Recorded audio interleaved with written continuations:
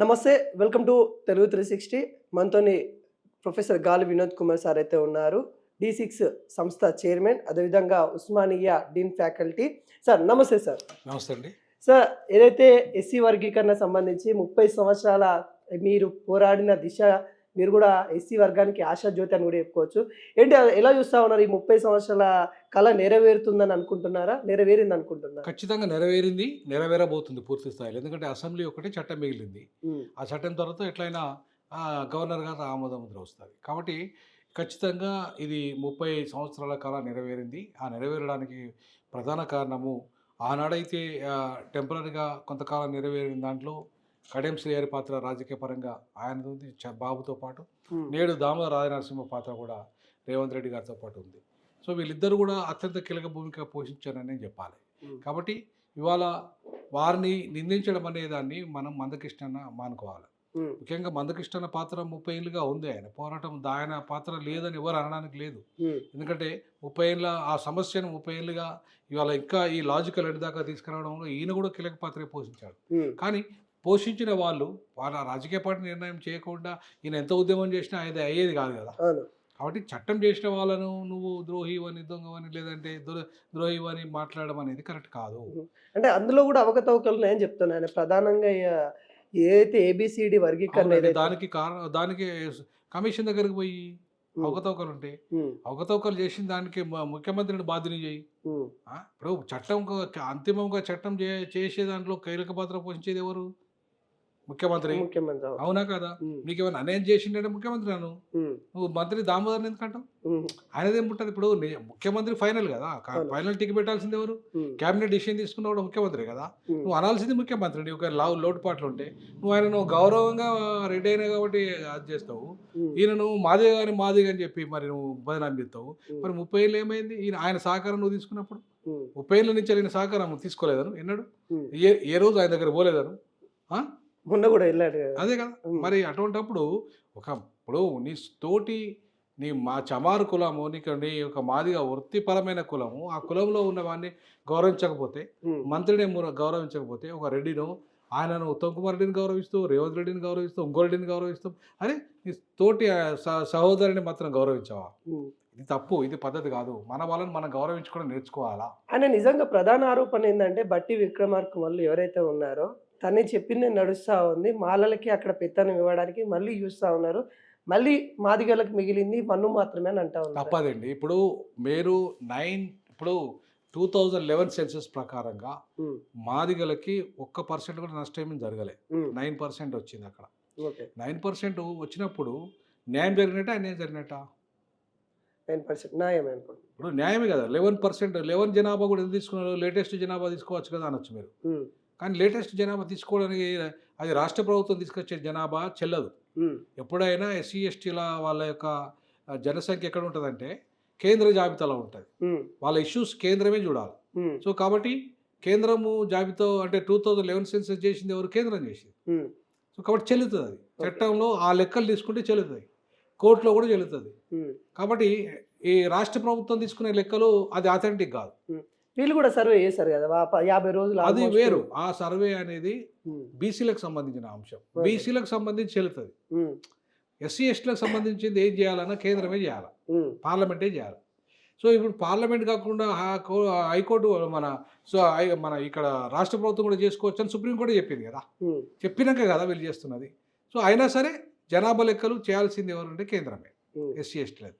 So ఆ లెక్కలను తీసుకున్నాడు. ఆ లెక్కల ప్రకారంగా ఏంటిది మాదిగలకు 9 అంటే 32,74,377 మంది ఆ గ్రూప్లో చూపెట్టిండ్రు. ఆ గ్రూప్లో చూపెట్టితే దానిలో డివైడెడ్ బై 15% వేసుకుంటే 9.41 వస్తుంది. మరి 9% ఇచ్చారు. తప్పేముంది అలా? ఎక్కడ అన్యాయం జరిగినట్టు? మాదిగలకు ఏం అన్యాయం జరగలేదు కదా. మరి అటువంటిప్పుడు నువ్వు 11% అంటే ఇక్కడ లేదు. లేని దాంట్లో 11% మాదిగలకే ఇస్తాం. మరి మిగతా వర్గాలకి ఏం కావాలి? 11% కనీసం 10% అయినా వస్తుంది అన్నట్టు. ఇప్పుడు 10%లో కూడా ఇప్పుడు మిగతా ఎస్సీ మాదిగా ఉపకులాలకు గ్రూప్ 1లో 77% వచ్చింది కదా. అంటే 9.77 అంటే 10 అన్నట్టే కదా. మరి నీకు 10% వచ్చినట్టే కదా ఆ లెక్కను చూసుకుంటే కూడా. మరి ఇంకెక్కడ అన్యాయం జరిగింది మాదిగలకు? అంటే ఈ నేత గాని వాళ్ళకి సంబంధించి గాని అది గుడి వేరండి. భక్తులకు అది నేత కానీ సంబంధించి మా గాని గ్రూపే కాదు కదా. ఆ, నేత కానీ మా గ్రూపే కాదు. వాళ్ళకు కూడా అన్యాయం వాళ్ళకు చేస్తా ఉన్నారు రేవంత్ వాళ్ళకి రెడ్డి అన్యాయం అని చేస్తే ఆరోపిస్తా వాళ్ళకి ఉన్నారు. అన్యాయం చేస్తే అది అది వాళ్ళు అడుగుతున్నారు. మనకేం సంబంధము? నేనేమంటానంటే, ఉమ్, నువ్వు నీది మాదిగ రిజర్వేషన్ పోరాట సమితి లేకపోతే మాల రిజర్వేషన్ పోరాట సమితి? ఉమ్, అది మాల నేత కానీ మాల అనుబంధ కులం కదా. అవును. వాళ్ళు మాట్లాడుకుంటారు. మనకేం ప్రాబ్లం? అంటే ప్రతి ఒక్కరు అంటే ప్రతి ఒక్కరు కూడా రిజర్వేషన్ కల్పించాలి అంబేద్కర్ గారు. అవునండి. ఇప్పుడు ఏదైతే వద్దని ఎవరు అన్నారు? ఉమ్, ఎవరన్నా వద్దన్నారా? నేతకారులకు సపరేట్ గ్రూప్ ఇయ్యద్దని ఎవరన్నా అన్నారా? మాలోళ్ళు అన్నారా? ఉమ్. అన్నారా? అంటే ఇక్కడ వీళ్ళే కదా పెత్తనం చేసి ఈ దామోదర్ గాని బట్టి గాని వీళ్ళ వల్లనే అదంతా అయిపోతుందని అది ఆరోపిస్తారు. భ్రమ. ఉమ్, వాళ్ళ వల్ల అవుతుందండి. వాళ్ళ వల్ల అయ్యేదంటే వాళ్ళు ఎప్పుడు ఆయన డిప్యూటీ సీఎం ఉన్నప్పుడే కావాలి. ఉమ్, ఆ? ఆయన ఉప ముఖ్యమంత్రిగా ఉన్నప్పుడే కావాలి. ఎందుకు కావాలి మరి అప్పుడు? ఉమ్, ఇప్పుడు ఇప్పుడు ఉప ముఖ్యమంత్రి కానే కాదు అవును. దామోదరు. ఉమ్, అవునా కదా? అవును. సో కాబట్టి ఇవాళ ఈ దళిత మంత్రులతోనే అవుతుంది అనుకోవడం కాదు. వాళ్ళు ఏంటంటే వాళ్ళు కూడా తమ పాత్ర పోషిస్తారు. ఉమ్, కానీ నిర్ణయం చేయాల్సింది క్యాబినెట్, నిర్ణయం చేయాల్సింది ముఖ్యమంత్రి. ఫైనల్గా నువ్వు ఏమన్నా అంటే ఆయనే నాను ముఖ్యమంత్రి నాను ఉమ్, ఉత్తమ్ కుమార్ రెడ్డి నాను ఉమ్, మంత్రివర్గంలో కీలక భూమిక పోయించిన వాళ్ళను మాలమాదిగలను ఎట్లా అంటావండి? నాకు అర్థం కాదు. ఇవాళ వాళ్ళ సహకారం లేకుండానే వర్గీకరణ చట్టం వచ్చిందా? ఉమ్, వాళ్ళు కూడా సహకరించారు కాబట్టి వర్గీకరణ చట్టం వచ్చింది. ఓకే. ఇప్పుడు వాళ్ళ నాయన కాంగ్రెస్ పార్టీలో ఉన్నాడు. ఉమ్, ఈయన ఈయన బచ్చగా ఉన్నప్పుడు వాళ్ళ నాయన మంత్రి ఉన్నాడు. ఉమ్, ఆ? ఇప్పుడు ఈయన కాంగ్రెస్ పార్టీలో ఉన్నాడు. అంటే ఈయన ఏ పార్టీ మారలేదు కదా. ఈవెన్ రేవంత్ రెడ్డి అని ఆ పార్టీ మారి ఈ పార్టీ మారి ఈ పార్టీ మారి కాంగ్రెస్ పార్టీలోకి వచ్చాడు. కానీ ఉమ్, ఈయన అట్లా కాదు కదా. ఆ, మరి ఈయన ఎట్లా తీసేయమంటావు నువ్వు? ఉమ్, ఓ పార్టీ వాళ్ళ పార్టీ అండి అది. కాంగ్రెస్ పార్టీ నీది కాదు, నాది కాదు. ఆ, మందకృష్ణ మాదిగన్నది కాదు, వినోద్ కుమార్ది కాదు. ఉమ్, అది పార్టీ కాంగ్రెస్ వాళ్ళది. ఆ కాంగ్రెస్లో వీళ్ళు ఉన్నారు. వీళ్ళ ఉమ్, నాన్న ఉన్నాడు, ఈయన ఉన్నాడు. ఆ, సరే నీకు ఇవాళ ఆయన మాదిగ కులం కాదని అంటున్నావు నువ్వు. ఉమ్, మరి ఎంతకాలం ఏంది మాదిగల్లో ఆనిమత్యం అని ఎట్లా పోడినావు? ఆ. ఆయన దగ్గర డబ్బులు ఎట్లా తీసుకున్నావు? ఆయనకెట్లా సపోర్ట్ చేసినావు? అంటే ఇది ఏదో సామెత ఉంటది, పెడితేనే పెళ్లి కొడతారు లేకుంటే మరి కొడతారు అది అన్నట్టుగా. అది తప్పు కదా అంటున్నా నేను. ఆ, నేనేమంటున్నా అంటే, ఇప్పుడు ఆనాడు కడియం శ్రీ అని నువ్వు అట్నే పోడుతుంది. మొన్న ఆయన బిడ్డకు టికెట్ ఇస్తా అంటే మాదే కాదు అంటేవి. మాదిగానే కాదా ఆ, ఏ కులమో కూడా ఏ కులమో తెలియదు. తెలియదు అంటేవి. ఆ, ఇవాళ నోమో దామోదర్ అంత కష్టపడి మొదటి నుండి ఆయన పాపం ఒకవేళ మోచి కులమే అనుకుందాము. మాదే కులం అనుబంధ కులం కాదా అది? ఉమ్, అది కూడా చర్మకార వృత్తి కులమే కదా. అవును. వాళ్ళు కూడా చెప్పులు కుట్టే వృత్తే కదా అది. ఉమ్, మరి ఇంకేంది? మరి ఆ వృత్తిలో ఆ కులం ఇప్పటిదాకా నీకు అండగా నిలబడ్డది కదా. ఏనాడైనా నిన్ను కాదన్నదా? ఉమ్. మరి ఎందుకు ఇవాళ ఆయన మంత్రి పదవి తీసేయాలని మాట్లాడుతున్నావు? ఎలా చూస్తా ఉన్నారు అంటే ఇందాక కూడా మనం మాట్లాడుకున్నాము దళిత వర్గాలకు సంబంధించి ఎవరో పెద్దోళ్ళ కోసం మీరు కొట్లాడి ఎలా చూస్తా అదే ఉన్నారు? అంటున్నా నేను. ఇప్పుడు ఇవాళ మాల మాదిగల పంచాయతీలో మాలల్ని నిందించడం కానీ, లేదంటే నేతకాన్ని నిందించడం కానీ, మాదిగలు నిందించడం కానీ, ఉమ్, లేదంటే మాదిగల నాయకులను నిందించడం కానీ తప్పంటున్నా. అసలు వాళ్ళ పాత్ర చాలా తక్కువ ఉంటుంది అంటున్నా. ఉమ్, ఇవాళ నిర్ణయించేది ఎవరు? రెడ్లు నిర్ణయిస్తారు, ముఖ్యమంత్రులు కాబట్టి. పాలక వర్గం అది, వాళ్ళు నిర్ణయిస్తారు. కానీ మాలమాదిగలు నిర్ణయించాలంటే ఎప్పుడు నిర్ణయం అయ్యేది ఇది? ఉమ్, మాలమాదిగలు వద్దంటారా ఏంది? మాకు న్యాయం జరుగుతుంటే వద్దంటారా? నేతకారులకు న్యాయం జరుగుతుంటే దామోదర్ వద్దంటాడా? ఉమ్. ఏమి? లేకపోతే బట్టి వద్దంటాడా? బట్టి వద్దనే పరిస్థితి ఉందా ఆడ? అంటే పెత్తనం కాంగ్రెస్ లో మాలలే నడుస్తా ఉందనేది ఆరోపణ. వర్గీకరణ ఎట్లయితే అండి? ఒకవేళ నువ్వు చెప్పినట్టుగా నువ్వే అన్నావు ఇంతకాలం ఖర్గే మాల, ఉమ్, కొప్పుల రాజ మాల, బట్టి మాల, మల్లురవి మాల అన్నావు. అవునా? ఉమ్, మరి ఎట్లా వచ్చింది? మరి మాలలు అంతమంది మాలలు ఉన్నాక అడ్డం పడ్డాక చట్టం ఎట్లా వస్తుంది? ఉమ్, నువ్వు అన్నమాట తప్పు అన్నట్టే కదా. ఓకే. అన్నట్టే కదా. ఇప్పుడు నువ్వు వాళ్ళంతా మాలలు ఉన్నారు అడ్డం పడ్డారు అన్నావు కదా. మరి అడ్డం ఇప్పుడు పడితే మరి ఎట్లా వస్తుంది అంటున్నా నేను. అంటే ఏదైతే మాదిగలకు రావాల్సిన రాజకీయ జీవితం ఏదైతే భవిష్యత్తు ఏదైతే ఉందో మాలలు తింటుర్రు ఇప్పుడు కూడా అదే ఒక మాట జరుగుతా అంటున్నా. ఉంది. ఇప్పుడు నేను ఓపెన్గా ఇవాళ మొన్న 30 ఏళ్ళ ఫలితం తర్వాత, ఉమ్, 30 ఏళ్ళ పోరాటం తర్వాత మాకు 2 ఎంపీలు పోయినాయి. ఉమ్, ఆ? ఉమ్, ఆ 4 నుండి 5 ఎమ్మెల్యేలు పోయినాయి. ఉమ్, ఎందుకు పోయినాయి? నువ్వు బీజేపీకి ఓటేయమన్నందుకు పోయినాయి అవి. ఉమ్, నువ్వు బీజేపీకే ఓటేయమన్నందుకు పోయినాయి అవి. నువ్వు బీజేపీ కాకుండా న్యూట్రల్గా ఉండి ఉంటే ఉమ్, ఖచ్చితంగా ఇవాళ మాకు కాంగ్రెస్ నుండి మాదిగలకు పర్సెంటేజ్ పెరిగేది. ఉమ్, ఎంపీలలో ఒక ఎంపీ అయినా వచ్చేది మాకు. ఉమ్, కనీసం 2 ఎంపీలు, అంతకుముందు 2 ఎంపీలు ఉన్నాయి మావి. నాగర్ కర్నూలు మాదే, వరంగల్ మాదే. కానీ నువ్వు బీజేపీకి సపోర్ట్ చేయి. నాగర్ కర్నూలు మాదిగ బీజేపీ ఇచ్చింది, ఓడిపోయిండు. అక్కడే వరంగల్ బీజేపీ మాదిగలకు ఇచ్చింది. ఎందుకు గెలవలేదు నువ్వు సపోర్ట్ చేసినాక? ఉమ్. ఒకవేళ మాదిగలో నిజంగానే నీ మాట ఉంటే 2 ఎంపీలు గెలవలే, ఒక్క ఎమ్మెల్యే గెలవడా? మాదిగ ఎమ్మెల్యే 10 మందికి టికెట్లు ఇచ్చింది బీజేపీ. అంటే మందకృష్ణ మాదిగ మాటలు ఎవరు నమ్మట్లేదంట. నమ్మితే ఎందుకు గెలవరంటున్నా నేను. ఆ, నమ్మితే ఎందుకు గెలవలే అంటున్నా. ఇవాళ బీజేపీకి మాదిగలలో క్రైస్తవులు అండి వాళ్ళంతా. ఎక్కువ శాతం 80% క్రైస్తవులు. వాళ్ళు వేయరు వాళ్ళు. మాల అయినా ఎవరైనా కాంగ్రెస్‌కే వస్తారు. ఉమ్, కాంగ్రెస్‌కే వస్తారు. ఇప్పుడు మాల నాగరాజు ఆయన ఉమ్, 7,000 ఓట్లు ఉన్నాయి వర్ధన్నపేటలో. అవును. 70,000 ఓట్లు మాదిగలు ఉన్నాయి. ఉమ్, మరి మాదిగలు ఓటేయకపోతేనే నాగరాజు గెలిచిండు అక్కడ. అవును. అవునా?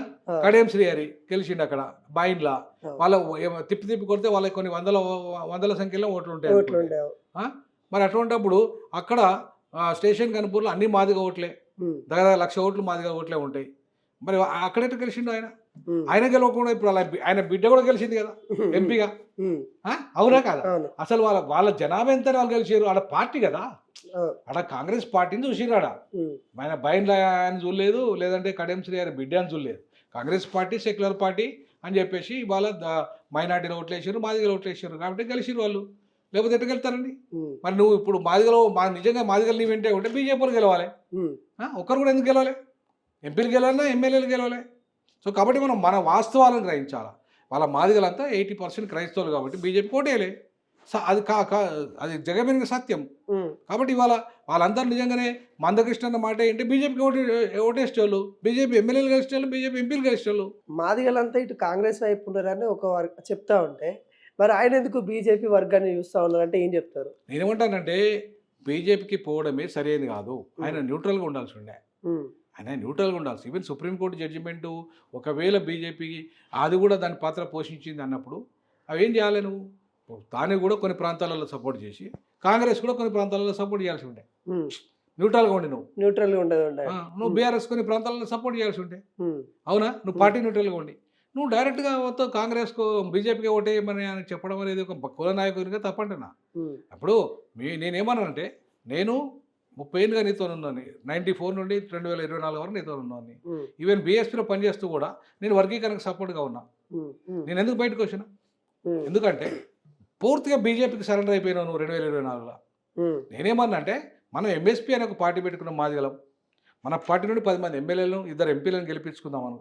పోటీ వాళ్ళతో పొత్తు పెట్టుకుందాం అని చెప్పిన బీజేపీలతో. నువ్వు ఎందుకు ఒప్పుకోలేదు? అదే మీరు ఏదైతే సరెండర్ అయ్యారనే పదానికి ఆయన గతంలో కూడా ఇచ్చేయండి ఏమంటున్నారంటే, నేను ఎక్కడ ఎవరికి సరెండర్ అయిపోలేదు. నా తమ్ముళ్ళకి, మా అక్కలకి, మా చెల్లెలకి ఎవరైతే దళిత వర్గాలకు ఉందో వాళ్ళకి ఎక్కడ న్యాయం జరుగుతుంది అని అనుకుంటే నేను అక్కడికి వెళ్ళి వాళ్ళంతు వాళ్ళ దగ్గర నుండి నేను ఏ సాయం తీసుకోవాలో తీసుకుంటా ఖచ్చితంగా అని చెప్పిండు. అవునండి, తీసుకో, ఎవడొద్దంటలేడు. ఇప్పుడు నేనేమంటానంటే కుల సంఘ నాయకునిగానే ఉండాలి. ఉమ్, పూర్తిగా ఒక పార్టీకి సరెండర్ కావద్దు. ఉమ్, అవునా కదా? అవును.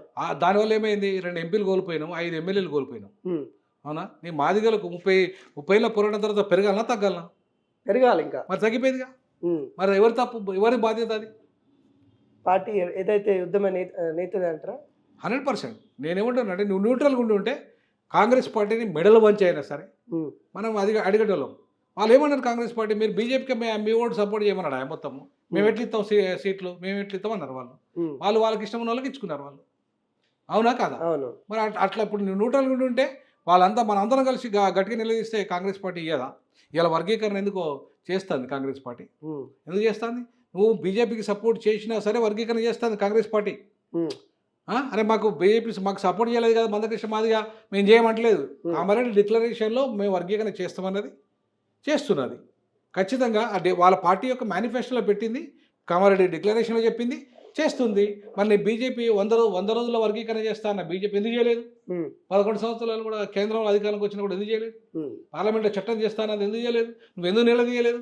అది చేయకపోయినా నువ్వు ఎట్లా పూర్తిగా ఓట్లేయమని చెప్పినావు? అంటే ఇప్పుడు చేపించే బాధ్యత మందకృష్ణ మాదిగ దగ్గర ఉందని 100% ఉన్నది. ఖచ్చితంగా ఉండదు. ఇప్పుడు రాష్ట్ర ఉద్యోగాలు ఈ చట్టం ద్వారా వస్తాయి. మరి కేంద్ర ఉద్యోగాలు ఎక్కువ ఉంటాయి కదా, చాలా ఎక్కువ ఉంటాయి కదా.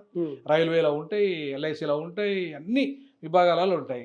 మరి ఇవాళ లక్షల ఉద్యోగాలు రావాలి కదా మనకి. మరి అది బీజేపీ చట్టం చేస్తేనే అవుతుంది కదా. నువ్వు ఆ పని చేయాలి ఇప్పుడు. కాదు మరి మొన్న ఏమో ఆయన రేవంత్ రెడ్డి మీదకి మనం మళ్ళీ దండు కట్టాలి, మళ్ళీ పోరాటం చేయడానికి సిద్ధంగా ఉండాలని అదే ఈ మాదిగలకు అన్యాయం జరిగింది దాని మీద ఏమైంది?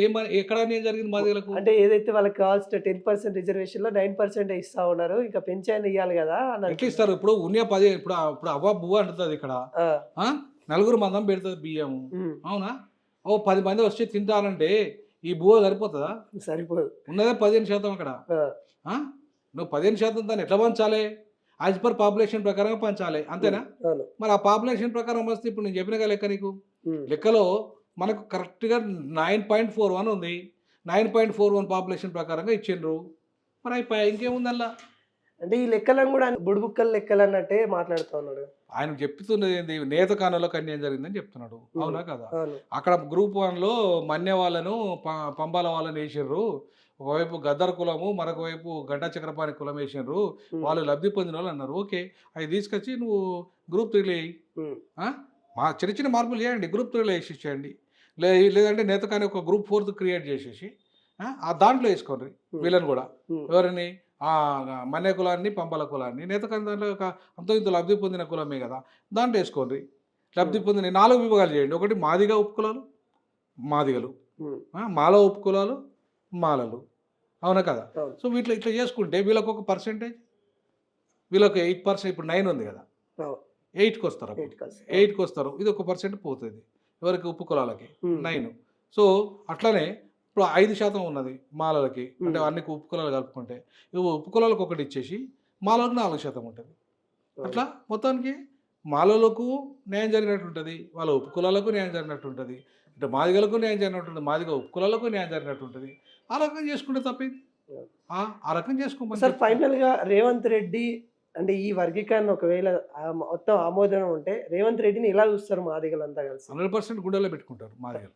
100% పెట్టుకుంటారు. ఎందుకంటే రేవంత్ రెడ్డి మేము 30 ఏళ్ళ కాలం నెరవేరుతుంది రేవంత్ రెడ్డి ద్వారా అంటే, రేవంత్ రెడ్డి ఎట్లా అయినా మాకు ఆరాధ్య దైవం అవుతాడు. అదే ఇప్పుడు నేను ఒక అంబేద్కర్ వాది కూడా చెప్తున్నా. నేను ఒక అంబేద్కర్ వాదిగా యాక్చువల్గా నేను ఆ పార్టీ కాదు. అయినా సరే ఇవాళ నేను ఆ జాతిలో పుట్టిన కాబట్టి నా జాతికి మేలు జరుగుతుందంటే మేము ఎవరైనా గుండెలో పెట్టుకుంటామండి.